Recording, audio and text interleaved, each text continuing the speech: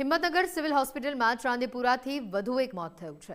ચાંદીપુરાના શંકાસ્પદ લક્ષણો ધરાવતા છઠ્ઠા દર્દીનું મોત થયું। ચાંદીપુરાના શંકાસ્પદ લક્ષણ ધરાવતી 3 વર્ષની બાળકીનું મોત થયું છે। હિંમતનગર સિવિલમાં સારવાર દરમિયાન આ બાળકીનું મોત થયું છે। ચાંદીપુરાના શંકાસ્પદ લક્ષણો ધરાવતી આ બાળકીને સિવિલમાં સારવાર માટે લાવવામાં આવી હતી, જ્યાં ટૂંકી સારવાર બાદ આ બાળકીનું મોત થયું છે। હિંમતનગર સિવિલના વિશેષ વોર્ડમાં આ બાળકીની સારવાર ચાલી રહી હતી। સિવિલમાં અત્યાર સુધી ચાંદીપુરાથી 6 બાળકોના મોત થયા હોવાની વિગતો સામે આવી છે। હિંમતનગર સિવિલની અંદર અત્યાર સુધીમાં 6 બાળકોના મોત ચાંદીપુરા વાયરસથી થયા હોવાની વિગતો સામે આવી છે।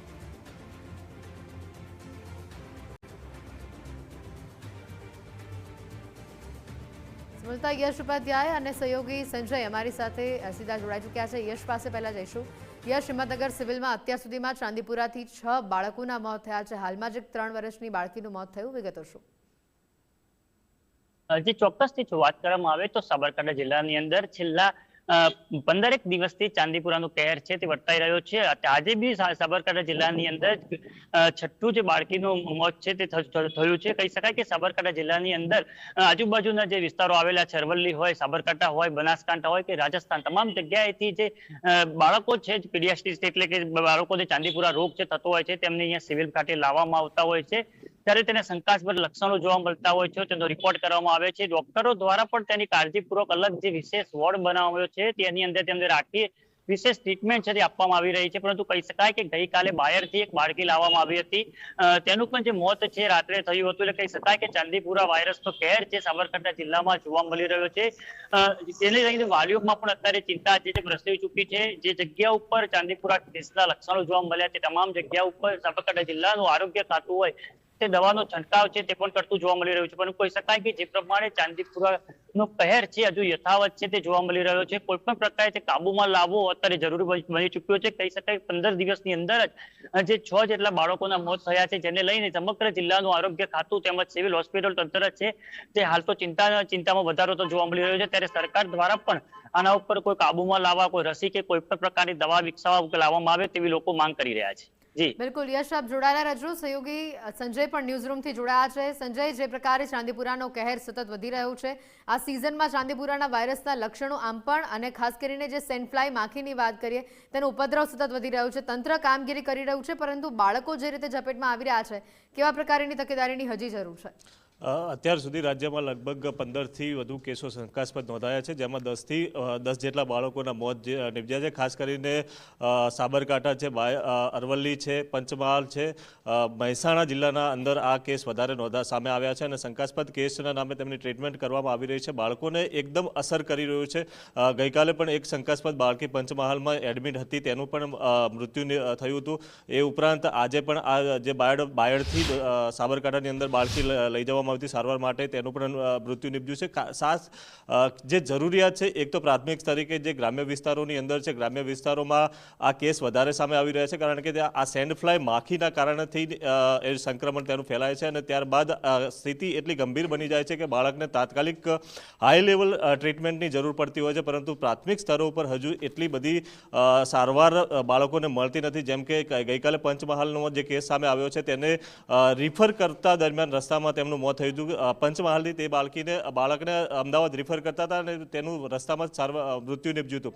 એટલે કે જે પ્રાથમિક આરોગ્ય કેન્દ્રો છે અથવા તો જે જિલ્લા આરોગ્ય કેન્દ્રો છે ત્યાં પણ એ પ્રકારની સુવિધાઓ ઊભી કરી શકાય, જેથી કરીને બાળકોને પ્રાથમિક જે ટ્રીટમેન્ટ છે તાત્કાલિક મળે અને તેમનો જીવ બચાવી શકાય છે।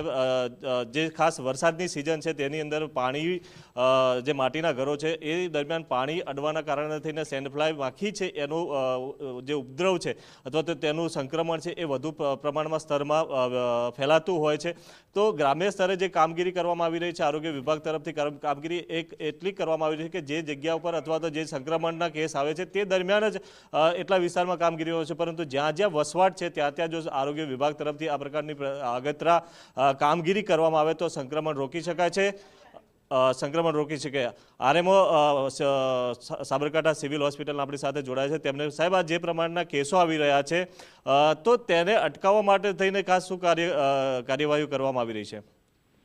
આ જે ચાંદીપુરાના કેસીસ થઈ રહ્યા છે તેને અટકાવવા માટે મુખ્યત્વે આપણે જે અંતરિયાળ વિસ્તારો જે છે કે જેની અંદર કાચા માટીના મકાનો હોય કે જે લીપણવાળા મકાનો હોય તેની અંદર જે ઘરની દિવાલો જે હોય તેને પ્રોપરલી એને પૂરવી જોઈએ, કેમ કે આ જે સેન્ટ્રાઇડ નામની માખી હોય છે તે ત્યાં એની અંદર છુપાઈને રહેતી હોય છે. એ સિવાય ઘરની આજુબાજુમાં સ્વચ્છતા રાખવી જોઈએ. તેની સાથે સાથે આપણે પ્રોપરલી દવાઓનો છંટકાવ કરવો જોઈએ અને બાળકોને જો બહાર સુવડાવતા હોય તો મચ્છરદાનીની અંદર સુવડાવવા જોઈએ. જે પ્રમાણેની સ્થિતિ છે અને વરસાદની ખાસ ચોમાસાની ઋતુમાં સંક્રમણ વધારે ફેલાતું હોય છે, તો આરોગ્ય વિભાગ તરફથી શું પહેલાથી જ કોઈ તકેદારીઓ રાખવામાં આવી હતી કે નહીં સર? અમારો અહીંયા GMERS હોસ્પિટલની અંદર 26 તારીખે સૌથી પહેલા કેસ આવ્યો હતો અને એ જે પહેલો કેસ આવ્યો એનો રિપોર્ટ અમને 2-3 દિવસની અંદર મળ્યો હતો. એ રિપોર્ટ્સ મળ્યા પછી અમે સૌથી પહેલા તંત્રને જાણ કરી હતી અને આ ચોમાસાની સિઝન જે છે તેની અંદર સૌથી વધારે આ પ્રકારના કેસીસ થતા હોય છે. એટલે ઓલરેડી આ બધી વસ્તુઓની અંદર કેવું છે કે એ થાય એની પહેલા બી આપણે દવાઓનો છંટકાવ જે છે એ સિવાય એજ્યુકેશન પૂરું પાડવાનું છે અને એ બધી વસ્તુઓની કામગીરી આપણે હાથ ધરવામાં આવેલી હતી અને જિલ્લા પંચાયતને આપણે ઇન્ફોર્મ પણ કરેલું હતું.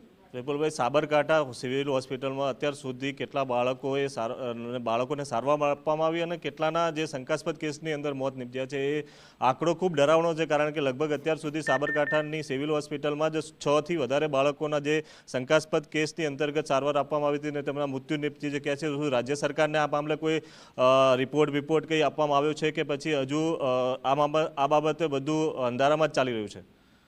ના, અમે ડેલી અમે જે બી કઈ ડિટેલ છે જેટલા પણ બાળકો એડમિટ થાય છે એ કયા એરિયાના છે, એની કન્ડિશન શું છે અને એના રિપોર્ટ્સની જે વિગત છે કે રોજની રોજ અમે લોકો ત્યાં જિલ્લા પંચાયતની અંદર બી આપતા હોઈએ છીએ અને એને એ જે પ્રોપરલી જે એના પ્રિવેન્શન માટે જે બી કાર્ય કરવાનું હોય તે જિલ્લા પંચાયત અને સરકારની ટીમ જે છે એ બી પ્રોપરલી કરી રહી છે.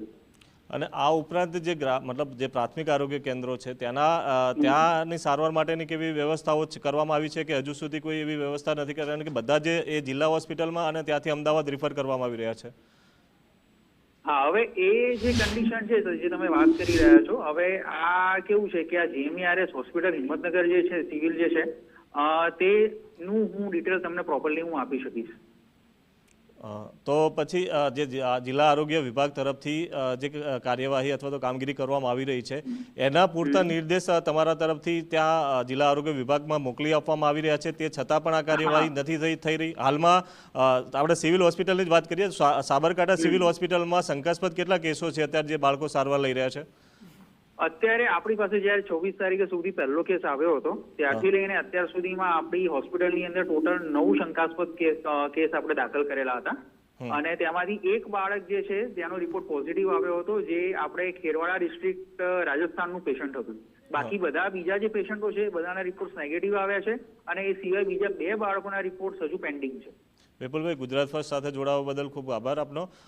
પણ હજુ સ્થિતિ છે હેતવી એ ખૂબ જ ગંભીર છે, કારણ કે એક બાદ એક આપણે આ આંકડાઓ સામે આવી રહ્યા છે. શંકાસ્પદ નામ આપવામાં આવે છે, તેમનો રિપોર્ટ નેગેટિવ આવી રહ્યો છે, પરંતુ બાળકોના મોત અને ખાસ કરીને કયા કારણસર થઈ રહ્યા છે તે પણ જાણવું જરૂરી છે. તેના સેમ્પલ અત્યારે એક વાત સામે આવી હતી કે પુણે લેબોરેટરીમાં મોકલાવવામાં છે અને તેનું કારણો જાણવામાં આવી રહ્યા છે, પરંતુ હજુ સુધી આ બાળકોના મોતના ચોક્કસ કારણ આપણે જાણી શક્યા નથી. તે આપણી એક નિષ્ફળતા પણ ગણી શકાય, પરંતુ આગામી સમયમાં બાળકોના જીવ બચે તે પ્રમાણેની કાર્યવાહી થાય તેવું આરોગ્ય વિભાગ તરફથી એવી કાર્યવાહી થાય તેવી આપણે આશા રાખીએ. જી બિલકુલ, આભાર વિગતો બદલ.